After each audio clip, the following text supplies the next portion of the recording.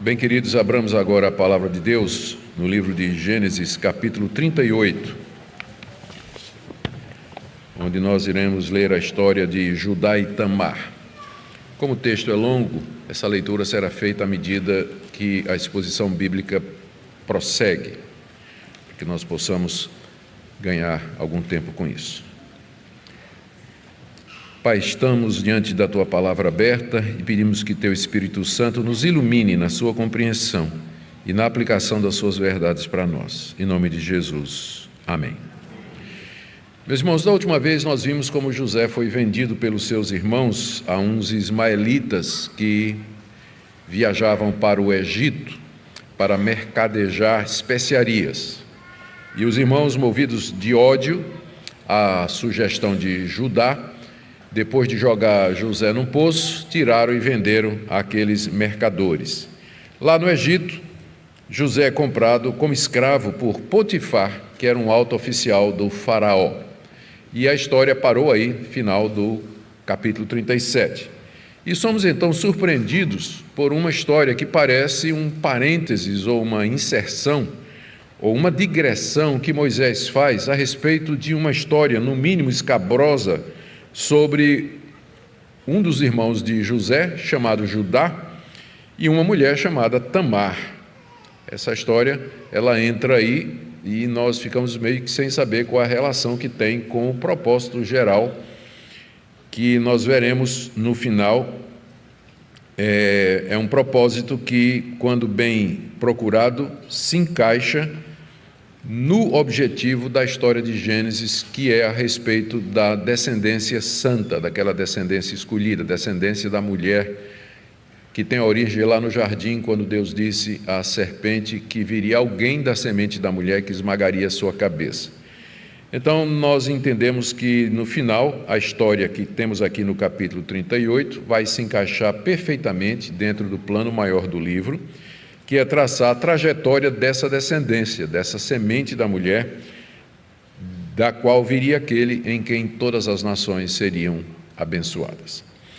Vamos então para o texto. Na primeira parte do relato, Moisés fala como Judá, um dos irmãos de José, constitui a sua própria família. Está aí do verso 1 ao verso 5, farei a leitura. Aconteceu por esse tempo que Judá se afastou de seus irmãos e se hospedou na casa de um adulamita chamado Hira. E ali Judá viu a filha de um cananeu chamado Sua ou Suá, pode ser as duas pronúncias. Ele a tomou por mulher e teve relações com ela. A mulher ficou grávida e deu à luz um filho, e Judá lhe deu o nome de Er. Ela ficou grávida outra vez e deu à luz um filho, a quem ela deu o nome de Onã. Mais uma vez ela ficou grávida e deu à luz outro filho, a quem ela chamou de Selá. Ela estava em Quezibe quando o teve. Aqui nós lemos o relato de como Judá se aparta da sua família, do seu pai Jacó e dos seus irmãos que moravam em Hebrom. Ele era o quarto filho de Jacó e tinha pouco mais de 20 anos quando isso aqui aconteceu, essa apartar-se. Ele sai de casa, ele tinha mais ou menos 20 anos de idade, quando a gente faz a cronologia direitinho. Tinha sido ele que sugeriu a venda do seu irmão José para os mercadores ismaelitas, e talvez essa tenha sido a razão pela qual ele resolveu sair de casa, porque a culpa acabou ficando em cima dele. Talvez uma tensão, a consciência culpada, a gente não é dito o motivo aqui, mas o fato é que ele então sai de casa, se afasta dos seus irmãos e de seu pai e vai morar numa cidade chamada Adulão. Se você olhar no mapa, ela fica a noroeste de Hebrom, ao norte, não é muito longe, mas era uma das principais cidades dos cananitas, dos cananeus que moravam naquela região. E lá ele, não nos é dito como, ele faz amizade com um cananeu chamado Hira e se torna amigo dele e vai morar na casa dele. E talvez porque ambos fossem pastor de ovelhas, porque Judá, quando sai de casa, a gente vai ver mais adiante, ele levou também uma parte do rebanho do seu pai, talvez como uma herança antecipada. E lá em Adulão, morando na casa de Hira, ele viu uma mulher cananita chamada sem nome, filha de um homem chamado Sua ou Suá, e se apaixonou por ela, casou com ela, talvez por indicação do seu amigo cananeu Hira, e teve 3 filhos com essa mulher. O primeiro ele chamou de está aí no verso 3. O segundo, quem nomeou foi a mulher dele, chamou o menino de Onã, está aí no verso 4. E o terceiro foi ela também que deu o nome, Selá, está aí no verso 5. E tem um detalhe aqui, que Moisés acrescenta, que esse último filho nasceu quando eles estavam em Quezibe. Se você olhar o mapa, Quezibe é uma cidade bem pertinho de Adulão. Então saiu de casa, mais ou menos 20 anos de idade, levou uma parte do rebanho do pai, foi morar numa cidade de cananeus, distante de Hebron, não muito. Lá conheceu esse amigo chamado Hira, talvez por indicação dele conheceu essa mulher, que não era do povo de Deus, casou com ela era filha de um cananeu chamado Suá, tiveram 3 filhos, Onã e Selá. O ponto aqui, eu creio, que nós devemos prestar atenção, é que Judá estava desobedecendo a orientação que havia na família patriarcal, Abraão, Isaque e Jacó, de que eles se casassem em família para preservar a linhagem, para preservar os ensinamentos, o culto a Deus e a verdade que vinha sendo passada de geração em geração, desde Sete até Abraão, Isaque e Jacó. Judá desobedece a orientação e a partir daí, e é bíblico, a gente vê como isso, a Bíblia é muito verdadeira, um abismo chama outro abismo. Então, saiu de casa, não tem nada errado com isso, mas aí foi morar com os cananeus, casou com uma mulher cananeia também, e a partir daí as coisas começam a andar errado. Aqui ele está colocando em risco aquela descendência da mulher, a linhagem santa que haveria de vir, já que nós vimos, ele provavelmente seria o herdeiro, uma vez que Simeão e Levi e Rúben se desqualificaram por uma série de atos violentos e imorais que nós vimos nos versos anteriores. Bom, lá nos é dito que depois de um tempo, Judá arranja uma esposa para o seu filho mais velho. Vamos ler aí, do verso 6 ao verso 11. Acompanhe por gentileza. Judá tomou uma esposa para o seu primogênito. O nome dela era Tamar. No entanto, o primogênito de Judá, era mau aos olhos do Senhor. Por isso o Senhor fez com que ele morresse. Então Judá disse a Onã: tenha relações com a mulher de seu irmão, cumpra a obrigação de cunhado e dê uma descendência ao seu irmão. Mas Onã sabia que o filho não seria considerado seu. Por isso, todas as vezes que tinha relações com a mulher de seu irmão, deixava o sêmen cair na terra para não dar descendência a seu irmão. Isso, porém, que fazia era mal aos olhos do Senhor, e por isso fez com que também esse morresse. Então Judá disse a Tamar, sua nora: continue viúva na casa do seu pai, até que Selá, meu filho, cresça. Pois Judá pensava assim: é para que não morra também este como os seus irmãos. Assim Tamar se foi, passando a morar na casa do pai dela. Vários anos se passaram desde que Judá saiu de casa, foi para Adulão e casou. Os meninos, os 3 filhos, cresceram e chegaram na idade de casar, que naquela época era muito cedo. Meninas casavam com 12, 13 anos, rapazes 16, 17 anos. E naquela época também era o pai quem arrumava a esposa para o filho, como por exemplo Abraão orientou Isaque onde encontrar uma esposa, e Isaque, por sua vez, sob a influência de Rebeca, orientou também Jacó. Para que a gente entenda esse texto que acabou de ler, é preciso lembrar aqui o que é chamado a tradição do levirato ou a lei do cunhado. Ela existia no Antigo Oriente entre os mais diversos povos, não era só entre os semitas, não. A razão era a importância que era dada no Antigo Oriente em um homem morrer e deixar filhos, uma descendência. Todos queriam casar e todos queriam ter filhos. Essa era a visão, a cosmovisão do Antigo Oriente. Família muito valorizada, filhos muito mais, quanto mais filhos melhor. Esse era o desejo, esse era o pensamento daquela época. Então surgiu essa tradição, a gente não sabe a origem, mas com certeza a causa é esse desejo de deixar uma descendência, que veio a ser chamada de levirato ou lei do cunhado. Significava o seguinte: quando um homem morria e ele não deixava filhos, o seu irmão tinha obrigação de casar com a viúva do seu irmão, mesmo que ele já fosse casado, e gerar filhos que seriam considerados como filhos e herdeiros do irmão morto. Essa é a lei, e é chamada obrigação do cunhado. O irmão morreu, não deixou filhos, então o irmão mais chegado tinha a obrigação de casar com a viúva e gerar filhos com ela, filhos que seriam não dele, mas do irmão morto, em termos legais, em termos de posse de terra, repartição de herança, continuação do nome, em termos de descendência, havia todas as implicações legais a respeito disso. Então é isso que está por detrás aqui. E para os semitas, para a descendência de Abraão, Isaque e Jacó, que vem desde Sete, isso era particularmente importante, porque eles sabiam que eram portadores da promessa de Deus, de que da descendência dele viria aquele que abençoaria todas as nações da terra. Portanto, essa questão de descendência era muito séria para eles.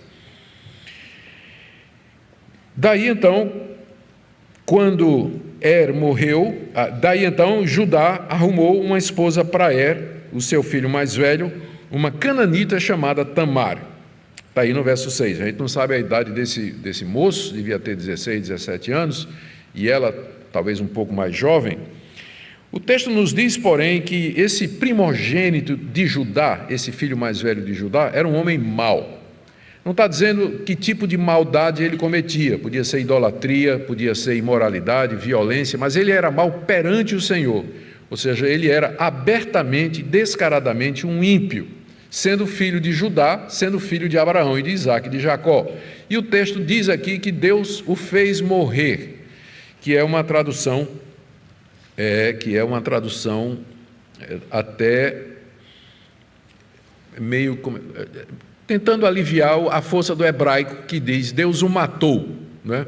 Como soa um pouco assim, né? Aí o tradutor colocou Deus o fez morrer, que no fim dá no mesmo. Deus exercitou juízo sobre esse moço por conta da sua impiedade. Só que ele morreu sem ter tido filhos. Ele era ímpio, era mau, Deus o fez morrer e ele morreu sem ter deixado filhos. Então, seguindo a tradição do levirato, Judá casa Tamar, a viúva do seu primogênito, com seu segundo filho Onã, conforme a tradição do levirato. Lemos aí no verso 8 até o verso 9. Judá disse a Onã: tenha relações com a mulher de seu filho, cumpra a obrigação de cunhado e dê uma descendência ao seu irmão. Ele determinou que fizesse aquilo que era costume e prática. Mas nós lemos aí, a partir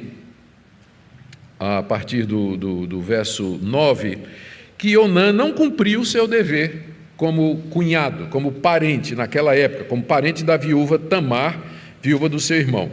Por quê? Provavelmente, inferências, ele sabia que haveria de gerar um filho que não seria o seu herdeiro. O menino que nascesse de Tamar não seria o herdeiro dele. A criança seria herdeiro de o primogênito, que receberia porção dobrada, segundo da herança, segundo o costume daquela época, e tomaria o lugar de Onã na descendência de Judá, porque era filho do primogênito. Então, era o pior negócio que Onã poderia fazer, era ter um filho com Tamar, porque ele ia perder posição, prestígio, dinheiro, qualquer outra coisa.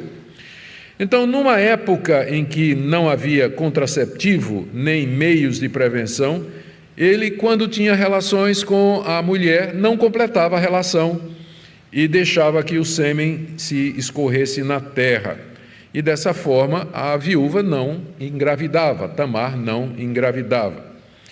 E Deus o castigou por isso, diz o texto aí no verso 10. Deus tirou a vida. Mais uma vez, não é dito a maneira como Deus fez com que isso acontecesse. Uma morte súbita, uma doença, um assassinato. Ele estava, afinal, morando numa cidade de cananeus, onde a ética era muito baixa. Qualquer coisa poderia ter acontecido e Deus usou como juízo contra ele. Por quê? Porque, embora para nós isso de fato pareça aos nossos olhos e à nossa visão ocidental moderna, que isso é um tipo de coisa, não é, nojento, para dizer o mínimo, né? Esse tipo de levirato, mas era assim que era a cultura do Antigo Oriente, e era assim que eles preservavam as linhagens familiares, e nós já vimos que Deus age por meio das culturas, e não quer dizer necessariamente que ele aprova tudo isso que aconteceu. Embora mais tarde essa lei do levirato, ela vai entrar na legislação mosaica, ela vai fazer parte da lei de Moisés, e é exemplo de um costume ou tradição que já existia antes de fazer parte da lei de Moisés. Então, Onã foi castigado por Deus, porque ele não fez aquilo que deveria fazer, que era gerar descendência ao seu irmão. E aí Judá teve receio, que só sobrou um filho, né? Ele tinha 3. Era perverso, Deus matou. Onã desobedeceu ao que era certo para ser feito no contexto daquela época, Deus o matou também, e agora só sobra Selá, não é? E aí então, Judá teve receio que algo semelhante acontecesse com seu filho mais novo, o caçula, o único que lhe restava. Ele não percebeu que aquilo que tinha acontecido, a morte dos seus filhos, era juízo de Deus, como o texto diz, sobre eles, porque eles eram ímpios. E também sobre o próprio Judá, porque havia casado fora da descendência prometida e vinha levando uma vida, como o próprio texto vai mostrar mais adiante, que não era uma vida reta diante de Deus. E ele pensou que o problema era a nora era azarada, a viúva negra. Por isso ele disse a Tamar que saísse da casa dele, voltasse para a casa do pai dela, e ali esperasse até que o caçula Selá crescesse mais um pouco, até se tornar homem adulto, e tivesse condições de casar então com ela, cumprindo a lei do levirato, porque a lei era essa, né? Se o irmão mais próximo não puder, vai de irmão para irmão, né? Até chegar o momento em que a viúva possa ter descendência. Ela deveria ficar morando na casa do pai, manter a viuvez, porque ela estava legalmente prometida a Selá. Ela estava prometida a Selá, que era o terceiro. Então, ela tinha que permanecer viúva na casa do pai, aguardando a idade do menino ficar em condições de casar com ela. Mas a intenção do sogro dela, do Judá, era não dar o filho, porque era o último e ele não tinha entendido que era a mão de Deus ali, que levou seus filhos e que não tinha nada a ver com a nora, não é? Não era a nora. Mas ele aqui está movido por uma superstição cega de alguém que está em trevas e pensa que o problema é a nora, por isso ele não vai entregar o filho para Tamar. Aqui eu queria só destacar que eu já disse, né, que muitas leis, costumes dos povos, eles já eram prática antes de virar a lei lá no Monte Sinai. Por exemplo, a circuncisão era praticada por povos como os egípcios e outros, antes de entrar como lei na lei de Moisés. O levirato também, ele já era praticado antes de se tornar parte da lei de Moisés, o que significa que muito da lei de Deus é o bom senso dos costumes daquela época. E muito da ética cristã também é bom senso. Quando a Bíblia manda, por exemplo, que você seja honesto, isso é bom senso. Quando a Bíblia diz que você deve perdoar, isso é bom senso. Quando a Bíblia diz que você deve obedecer seu pai e sua mãe, isso é óbvio. Até quem não é crente sabe que isso é a maneira como a sociedade se organiza, como é que isso deve ser feito. E aqui você tem um exemplo disso aqui, de passagem apenas. Bom, e agora nós chegamos num ponto curioso da história, né, que já é por si só bem estranha, é que Judá é enganado por Tamar. Tamar não levou para casa não, isso aí. Não, Tamar disse que ela não ia ficar até o fim da vida na espera não, e ela resolveu enganar o sogro com requintes de maldade, né? Com requintes de maldade, que seria engravidar dele, já que ele não quer dar o filho, então eu vou engravidar dele. E o momento apareceu com a morte da mulher de Judá. Vamos ler aí, do verso 12 até o verso 19. Algum tempo depois morreu a mulher de Judá, que era filha de Suá. Quando terminou o período de luto, Judá foi até onde estavam os tosqueadores de suas ovelhas em Timna, ele e seu irmão Hira, o adulamita, que morava em Adulão. E alguém foi dizer a Tamar: eis que o seu sogro está a caminho de Timna para tosquear as ovelhas. Então ela tirou as suas roupas de viúva, cobriu-se com um véu, se disfarçou e se sentou na entrada de Enaim, no caminho de Timna, porque ela sabia que Selá já era homem e ela não lhe havia sido dada por mulher. Quando Judá viu, pensou que se tratava de uma prostituta, pois ela havia coberto o rosto. Então se dirigiu a ela no caminho e lhe disse: venha, quero ter relações com você. Acontece que ele não sabia que ela era sua nora. E ela respondeu: o que você me dá para ter relações comigo? Ele respondeu: eu mando para você um cabrito do meu rebanho. Ela perguntou: você deixa comigo alguma garantia até mandar o cabrito? Ele respondeu: que garantia eu posso deixar com você? Ela disse: o seu selo, o seu cordão e o cajado que você tem na mão. Ele lhe deu os objetos, teve relações com ela e ela ficou grávida. Tamar se levantou e foi embora, tirou o véu e pôs outra vez suas roupas de viúva. Eu não sei nem como descrever essa passagem aqui. Vamos lá, verso a verso. Diz o texto aí que depois de algum tempo, não sabemos quanto, o Judá ficou viúva. A mulher dele, a filha de Suá, o cananeu, faleceu. E passado o tempo de luto, geralmente durava uma semana, raramente um mês em casos especiais, ele então resolve alegrar o seu coração, indo visitar a tosquia do seu rebanho. A tosquia dos rebanhos acontecia uma vez por ano, geralmente no final do mês de março, na Palestina. E era um momento de festa. O dono do rebanho, então, contratava os trabalhadores que tiravam a lã das ovelhas. Aquela lã ia ser usada para fazer roupa, ia ser vendida. Era um momento assim em que era um dos momentos em que o dono de rebanhos fazia dinheiro, muito dinheiro, com a tosquia. E aí ele dava banquete, chamava os seus amigos, fazia uma festa. Então, passou o luto, Judá disse: vou alegrar o meu coração, vou lá para as bandas de Timna, para onde estão os meus rebanhos, e eu vou me alegrar e, enfim, vou sair do luto que eu estou aqui com a morte da minha mulher. E é por isso que ele levou seu amigo Hira, o de Adulão, porque era um momento festivo, né? Diz o texto aí, no verso 12, que ele se dirigiu para aquela região.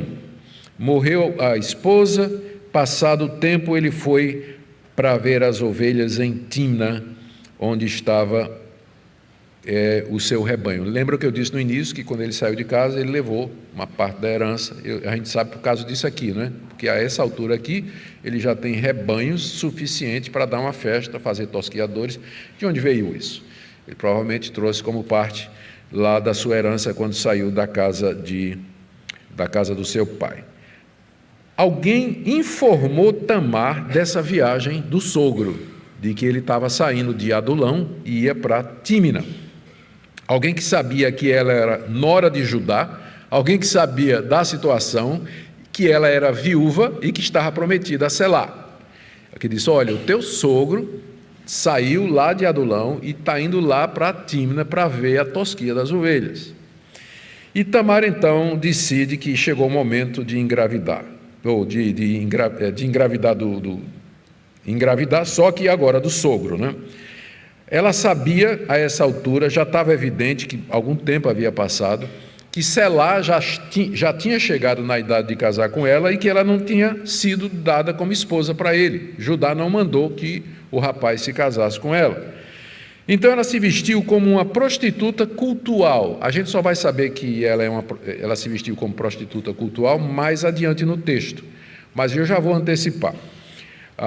O que era uma prostituta? Ela tirou as roupas da viúva, colocou um véu e se disfarçou.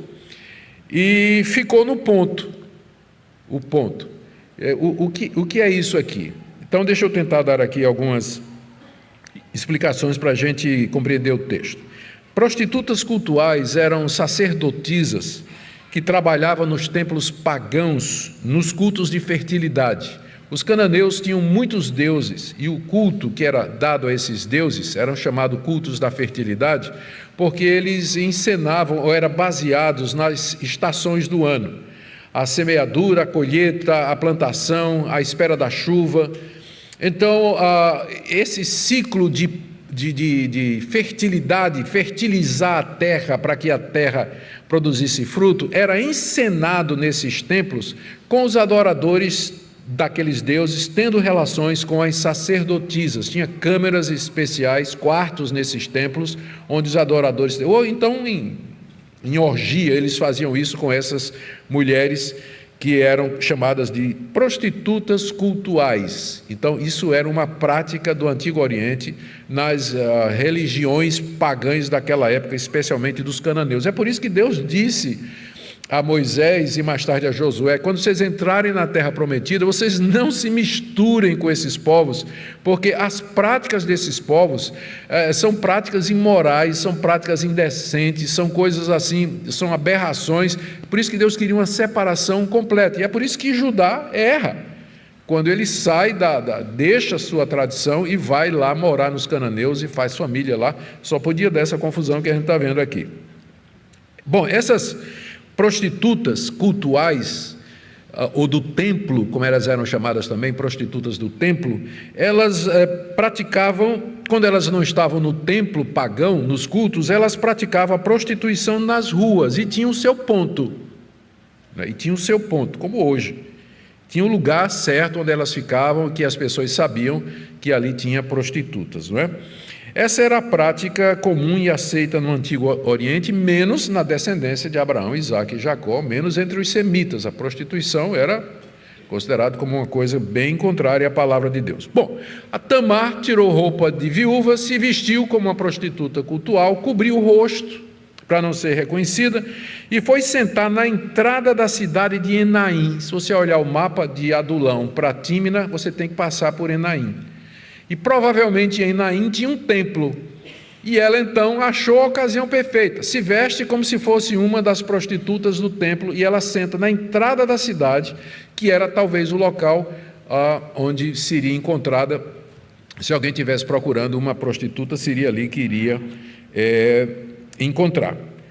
Tudo isso haveria de convencer Judá de que era realmente uma prostituta pontual. O raciocínio de Tamar era esse: já que lhe foi negado o direito, eu vou pegar esse direito de qualquer jeito e ainda vou me vingar da pessoa que fez isso comigo. Então, já disseram que uma mulher ferida é o pior inimigo que você pode ter na vida, né? Mulher que resolveu lhe fazer mal, né? Eu acho isso meio machista, mas parece aqui. Muito bom. E Judá cai na armadilha de Tamar. Muito bem, não? Verso 15, diz aí o texto que ele viu, pensou que era uma prostituta, que ela estava com o rosto coberto, ele não percebeu que era a nora, e disse, ela estava lá no ponto, na entrada da cidade, era assim que funcionava, ele estava viúvo, carente, venha, quero ter relações com você. E ele não sabia que era a sua nora. Ela então, com muita esperteza, acerta com ele o preço da prostituição. Veja a frieza com qual a negociação é feita. Ela pergunta: o que é que você vai me dar para ter relações comigo? Pergunta que toda prostituta faria, não é? Porque é sexo por dinheiro ou alguma coisa. O que é que você vai me dar? Ele diz: eu vou lhe dar um cabrito. Ele está indo lá para a tosquia, vai vir para os rebanhos, então ele lá sabe que tem cabrito lá. Então era esse mais ou menos o preço da prostituição naquela época, um cabrito. E aí ela diz: mas você não tem cabrito nenhum aqui? Não, mas eu vou mandar trazer. Não, mas eu quero uma garantia. Que garantia você me dá de que você vai mandar o cabrito? Aí ele disse: o que é que eu tenho para dar de garantia para você? Ela disse: você me dá o seu sinete com cordão e o seu cajado. 3 objetos únicos que identificavam a pessoa. O sinete era um cilindro de bronze, que naquela época, quando o pessoal não tinha assinatura, você ia fechar um contrato, você colocava cera ou barro e rolava aquilo ali que tinha uma marca sua, única. Então era o sinete. E ele era oco e era furado por um cordão, que geralmente de ouro, que pendurava no pescoço. Esse era o sinete. E o bordão era um cajado, símbolo de autoridade, de nobreza, e que tinha os seus detalhes que identificavam o seu dono, que era aquilo que ele estava vestindo naquela hora. Tão ansioso ele estava, e daí vocês veem que o impulso sexual é um péssimo conselheiro, não é? Porque até em termos práticos ele estava pagando muito mais, não é? Os objetos pessoais valeriam muito mais do que o cabrito. Então ele, cego pelo desejo, pela luxúria, então ele resolve entregar à mulher aqueles objetos e tem relações com ela. Terminada essa tragédia moral, Tamar se levanta, se retira do local onde tiveram relações, se veste de viúva e vai para casa. E pouco tempo depois ela constata que seu plano deu certo, porque ela estava grávida de Judá. Grávida de Judá. Queridos, nós vemos que esse capítulo cheio de detalhe de imoralidade e perversão só entrou na Bíblia, só pode ter entrado aqui na Bíblia, por causa da sua importância para a gente acompanhar o caminho da linhagem escolhida de onde viria Jesus Cristo, como vocês verão logo no final. Essa é a única razão para a gente ter um capítulo com detalhes sórdidos assim, de práticas imorais na Bíblia. Por outro lado, a gente aprende que a Bíblia é um livro pé no chão. Essa é a realidade, essa é a vida. É assim que as coisas aconteciam naquela época. A Bíblia não é para fracos, por assim dizer. E talvez seja uma boa oportunidade, aí eu estou vendo alguns jovens aqui, adolescentes, não é? É uma boa oportunidade para os pais baterem um papo com os filhos a respeito desses assuntos, para não serem educados de outra maneira e por outros professores. Também a gente percebe, pensando na prostituição cultual, como desde a antiguidade, religião e desvios sexuais formam uma combinação perversa e maligna.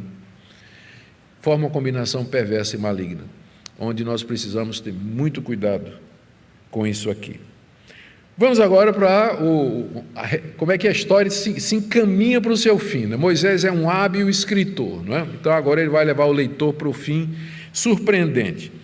E o que ele narra agora, do verso 20 a 23, é o sumiço da prostituta. A mulher sumiu, se evaporou. Verso 20 ao verso 23.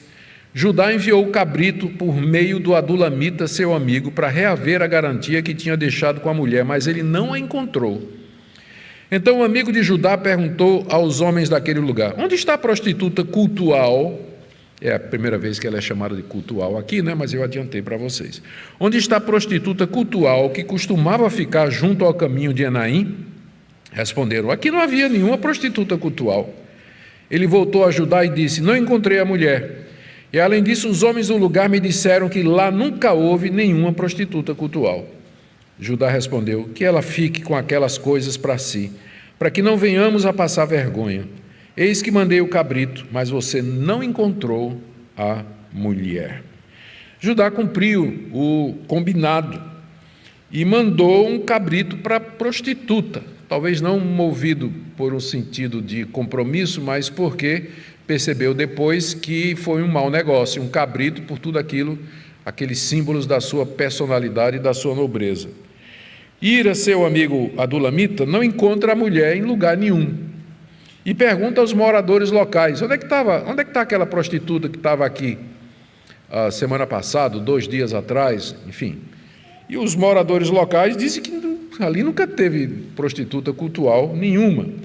E o amigo então volta para Judá de mãos vazias, verso 22. Ele diz que não encontrou a mulher. E Judá então achou melhor deixar como estava. Verso 23. Ele diz assim: que ela fique com aquelas coisas para si, para que não venhamos a passar vergonha. A vergonha que ele se refere aqui é que se eles, os dois, fossem lá para a Enaim, a cidade, começassem a procurar a mulher, seriam alvos de zombaria e dos moradores da cidade, procurando a mulher que nunca houve. Então ele não quer passar essa vergonha e diz: é melhor eu perder os objetos do que passar vergonha e passar opróbrio. Aqui a gente vê como a consciência moral do homem é torcida pelo pecado. Ele não viu problema nenhum em negar seu filho à nora, como era para ter feito, não viu problema nenhum em se prostituir, sendo ele da linhagem semita, mas queria preservar a honra, Não quero passar vergonha Todo mundo vendo ali a gente. Você vê como é torcida a moral do homem quando ele se afasta de Deus, não é? Ele dá valor a certas coisas e desvaloriza outras, bem ao contrário do que a palavra de Deus nos diz. Por isso que nós precisamos da Escritura como luz, lâmpada para os nossos pés, luz para o nosso caminho, para que a gente saiba pesar, avaliar e tomar as decisões corretas. Judá aqui, ele acaba sendo humilhado, ele não queria passar vergonha ali, mas ele acaba passando vergonha e sendo humilhado pela sua nora, que é o que Moisés conta aí do verso 24 até o verso 26. Passado quase 3 meses, foram dizer a Judá: a sua nora Tamar se prostituiu, pois está grávida.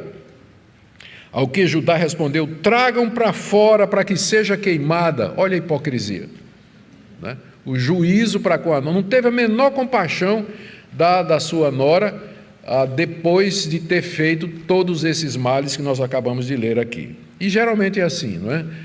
Por isso que Jesus diz: por que você vê a trave, você vê o cisco no olho do seu irmão e não vê a trave que está no seu? Tragam para fora para que ela seja queimada.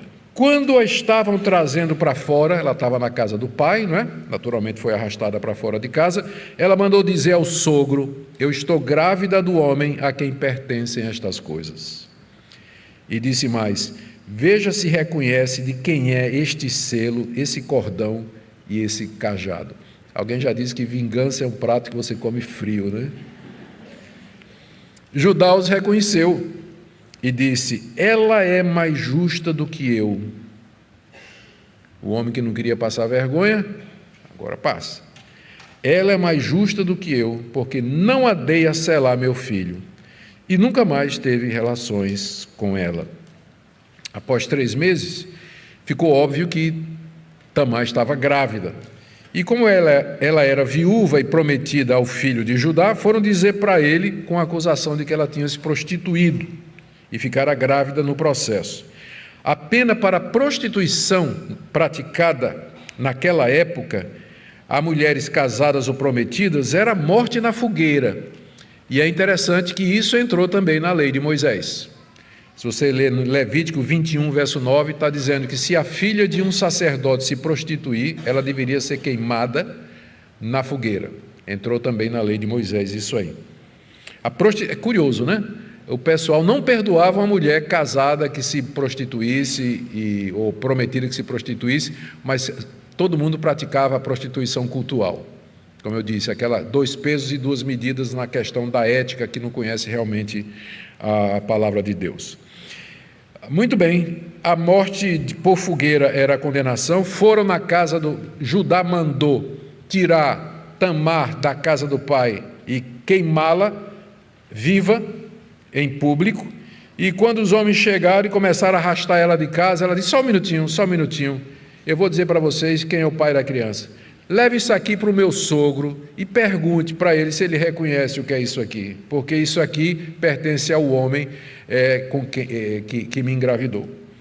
E Tamar então identifica seu sogro como o pai da criança, e Judá reconhece. Quando viu os objetos, né, deu aquele né? Eita!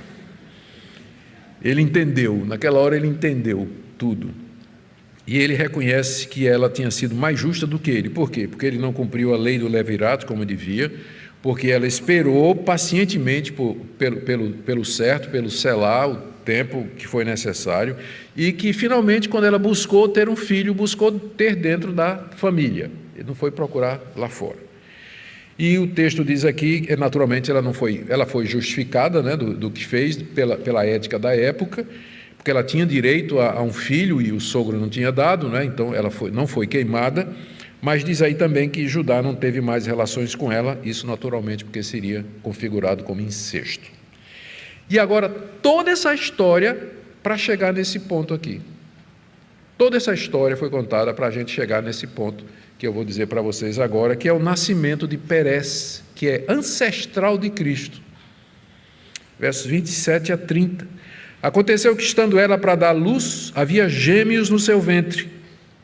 Ao nascerem, um pôs a mão para fora e a parteira, tomando-a, amarrou nela um fio vermelho, dizendo: este saiu primeiro.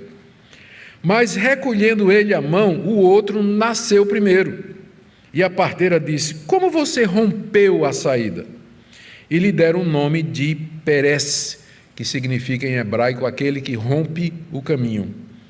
Depois nasceu o irmão, em cuja mão estava o fio vermelho, e lhe deram o nome de Zera, que é parecido com a palavra hebraica para vermelho. Queridos, notemos aqui a ironia do texto, o final que a gente não esperava e a razão pela qual essa perícope está aqui na Bíblia.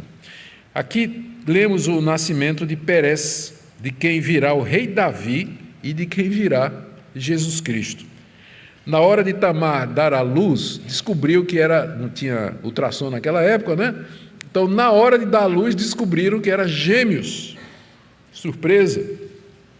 E na hora de nascer, o primeiro bebê começou a sair. E na hora que ele saiu, botou a mão para fora, foi marcado pela parteira com um cordão vermelho, que disse assim: esse é o primeiro, esse é o primogênito. Era importante isso aí, porque o primogênito tinha direitos naquela época que os demais filhos não tinham. Era importante marcar quem nasceu primeiro. Ela foi e já identificou com um cordãozinho vermelho. Mas aí o moleque encolheu a mão. E o irmão passou zunindo, ó, saiu, né? Que a parteira, pode ser, inclusive as traduções em inglês diz assim: behold, né? Uma expressão de espanto. Olha, o segundo saiu primeiro, né? O segundo saiu primeiro. E a parteira perguntou: como é que você conseguiu sair primeiro? No hebraico, romper, né? Primeiro. Como é que você conseguiu romper primeiro? E aí chamaram o menino, o segundo, né, que agora virou primeiro, de Pérez, que significa rompe caminho. E aí saiu depois o atrasado, né, o menino vagaroso, e foi chamado de Zera. Zera, aquele que tinha o cordão vermelho, talvez chamaram de Zera exatamente por conta da cor do cordão que tinha marcado a sua mão. É curioso que Pérez aparece aqui na genealogia de Jesus Cristo. Ele vai entrar na genealogia de Jesus Cristo. Eu leio aqui para vocês Mateus 1, 3 a 17, trechos escolhidos, porque a genealogia é longa. Quando Mateus vai dar a genealogia de Jesus, ele diz: Judá gerou Pérez e Zera, os dois gêmeos, cuja mãe foi Tamar. Tamar é a terceira mulher de procedência duvidosa que entra na genealogia de Jesus. As outras duas são Raabe, a prostituta, e Batseba, a mulher adúltera, com quem Davi adulterou. Judá gerou Pérez e Zera, cuja mãe foi Tamar. Pérez gerou Esrom, e aí vai. Obed gerou Jessé, Jessé gerou o rei Davi, Eliúde gerou Eleazar, que gerou Matã, que gerou Jacó, que gerou José, marido de Maria, da qual nasceu Jesus, que se chama o Cristo. Está aqui a razão dessa história aparentemente sórdida entrar na Bíblia, é falar da ascendência do Senhor Jesus. Como eu disse para vocês, a preocupação de Gênesis é registrar o desenvolvimento da promessa lá no Jardim do Éden. Deus disse que viria da mulher uma semente que esmagaria a cabeça da serpente, e que em quem seria, mais tarde quando ele fala com Abraão, em quem seriam benditas todas as nações da terra. E o Antigo Testamento é basicamente a respeito disso, a história da redenção, como Deus preserva um povo de onde viria o Salvador, nosso Senhor Jesus Cristo. Essa história, então, ela se encaixa dentro dessa perspectiva maior. E é isso que Moisés quer ensinar aos israelitas, a importância da descendência da mulher. Daí ele registra o erro de Judá em casar com a mulher cananita, colocando em risco a descendência. O erro de Onã, por isso Onã morre, porque ele nega a descendência ao seu irmão, foi castigado por isso. A continuação da descendência através de Pérez, Judá e Pérez. Ele quer mostrar que é Deus que está por detrás de todas estas coisas, guiando tudo isso, apesar das escolhas pecaminosas dos protagonistas da história. Eu não sei se vocês perceberam a semelhança irônica. Tamar engravidou usando uma estratégia carnal. Quem é que fez isso antes dela? Sara. Sara quis ter um filho, o que é que ela fez? Tomou a concubina e deu um marido. né? Uma tentativa carnal de preservar a semente. Olha a semelhança. Tamar estava grávida de gêmeos. Quem é que isso lembra? Lembra a matriarca Rebeca. E o que é que aconteceu? A matriarca Rebeca que teve gêmeos.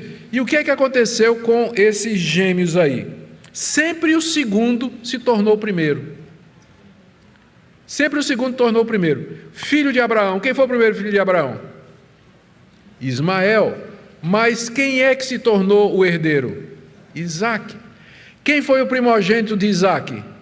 Esaú. Mas quem é que se tornou o herdeiro? Jacó. Então aqui era para ser Tera, o devagarzinho, mas vai ser Pérez. O segundo se torna primeiro. Percebe? É como se Deus dissesse: eu não ajo de acordo com o pensamento humano e como vocês esperam. Eu sou soberano, eu ajo como quero. Apesar das escolhas de vocês, apesar dos erros de vocês, eu levarei a história ao fim que eu planejei. E esse é o nosso Deus soberano, Deus que nós amamos e servimos, Deus cujos planos e propósitos não podem ser mudados, Deus que torna as circunstâncias adversas, inclusive nossas escolhas erradas, no bem para si. Não estou justificando. Veja que cada pessoa que procedeu erradamente aqui foi castigado. Foi castigado. Nós somos responsáveis pelos nossos atos. Mas Deus, na sua soberania e sabedoria, usa o que Ele quer para atingir o seu alvo. E, finalmente, dessa história toda, vem Pérez, ancestral do nosso Senhor e Salvador Jesus Cristo. Amém? Vamos ficar em pé, queridos, e vamos orar. Terminando assim essa mensagem. Depois eu peço que vocês permaneçam nos seus lugares, que nós temos alguns avisos importantes que precisam ser dados. Deus amado, nós nos curvamos diante do Senhor, diante da Tua soberania, da Tua sabedoria, da Tua graça, da Tua misericórdia, que apesar da pecaminosidade das pessoas, Teus planos continuam imutáveis e Tu haverás de conseguir Teu propósito desde a eternidade estabelecido, que é ter um povo para o louvor da Tua glória, lavado no sangue do Redentor. Damos graças que a gente pode olhar para trás e entender agora, temos o privilégio da história. Obrigado por Jesus que veio, filho de Pérez, filho de Judá, filho de Abraão, Isaque e Jacó, filho da mulher, lá do jardim do Éden. Te damos graças pela fidelidade das Tuas promessas, porque em Jesus nós somos abençoados. Toma nas mãos, ó Deus, a nossa vida, abençoa cada pessoa que escutou Tua palavra, para que tenha ânimo, coragem, disposição de servir esse Deus grandioso e a nenhum outro. É em nome do Senhor Jesus que nós oramos. Amém.